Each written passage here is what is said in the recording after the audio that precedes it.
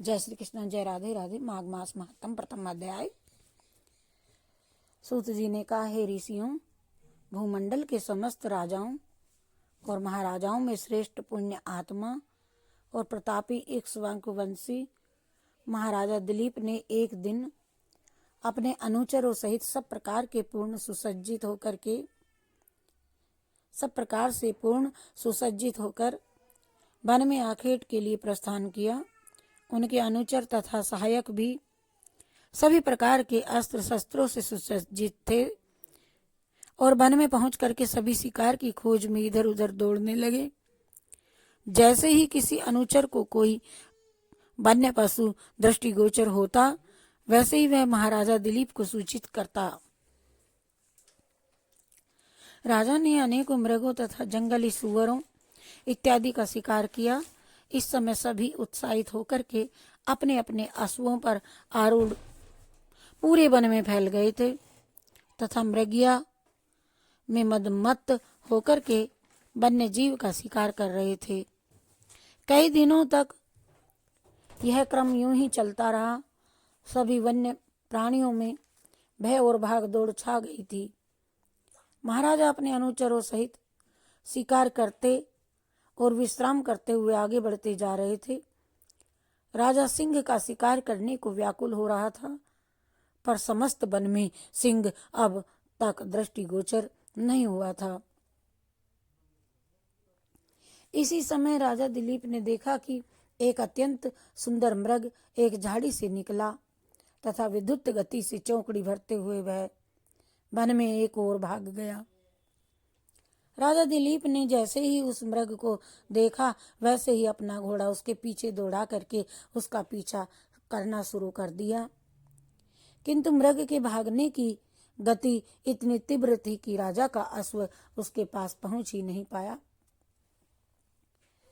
भगवान शिव जी ने पार्वती जी को बतलाया कि हे पार्वती, यह कोई साधारण वन मृग न था, बल्कि मायावी मृग था।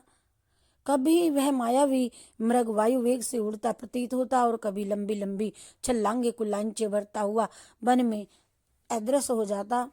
राजा को अपने धनुष पर सरसंधान कर उस मृग का आखेट करने का अवसर ही प्राप्त नहीं हो रहा था। इस प्रकार अत्यंत कठिन मार्गों से गमन करता हुआ वह मृग राजा को भ्रमित और श्रमित करता हुआ कठिन और दुर्गम मार्गों से भागता रहा और अत्यंत दुर्गम लता गुल्मों में आच्छादित कंटकारणी प्रदेश में घुस करके अदृश्य हो गया। राजा भी मृग के पीछे अपने अपने अनुचरों सहित वन के उस दुर्गम भाग में प्रविष्ट हो गए, परंतु अब वह मायावी मृग वहां से लुप्त हो चुका था। थके हुए राजा उसके अनुचर प्यास से व्याकुल हो रहे थे। कुछ दूरी पर प्यास से व्याकुल राजा और उसके अनुचरों ने एक अत्यंत सुंदर और रमणीक जलाशय देखा।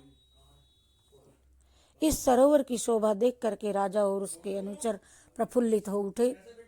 सरोवर का जल अत्यंत स्वच्छ, निर्मल और पारदर्शी था। जल में मछलियां विहार कर रही थी और मध्य भाग में सुंदर सुंदर कमल खिले थे। इस जलाशय के सुंदर और निर्मल जल को देख करके ही राजा का मन प्रसन्न हो गया था और वह अपना सारा श्रम और क्लांति भूल गया था।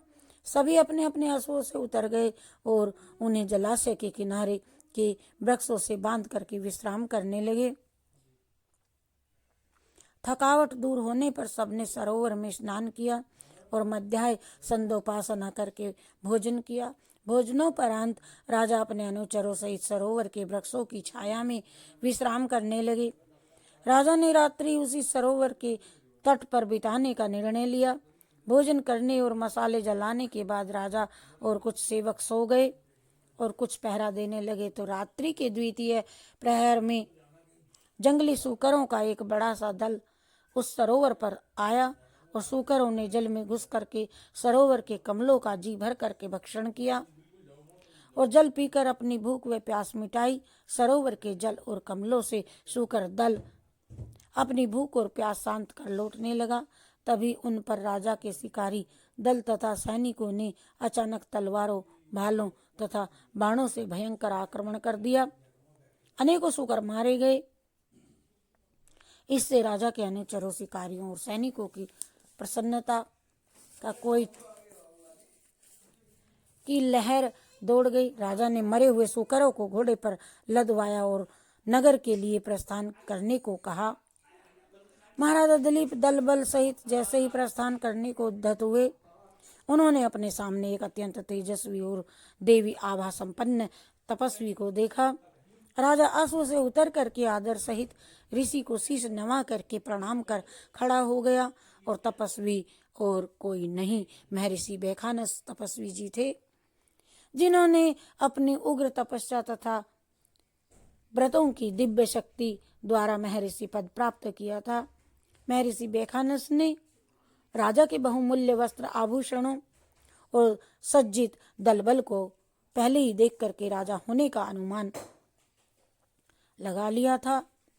महर्षि ने गंभीर स्वर में कहा, राजन, इस पवित्र और संपूर्ण व्रत युक्त माह में आप इन अन्य प्राणियों का संहार कर रहे हैं।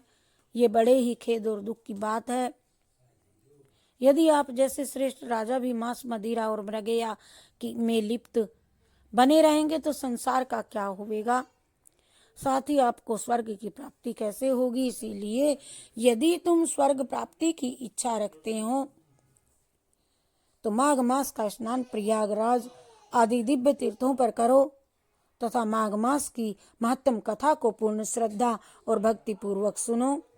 हे राजन, इससे निश्चित रूप से आपका कल्याण होगा और आपका आदर होकर के आपको स्वर्ग की प्राप्ति होगी। तीसरी पद्म पुराणे माघ महात्म्य प्रथमो अध्याय समाप्त। हरि शरणम, हरि शरणम, हरि शरणम, हरि शरणम, हरि शरणम।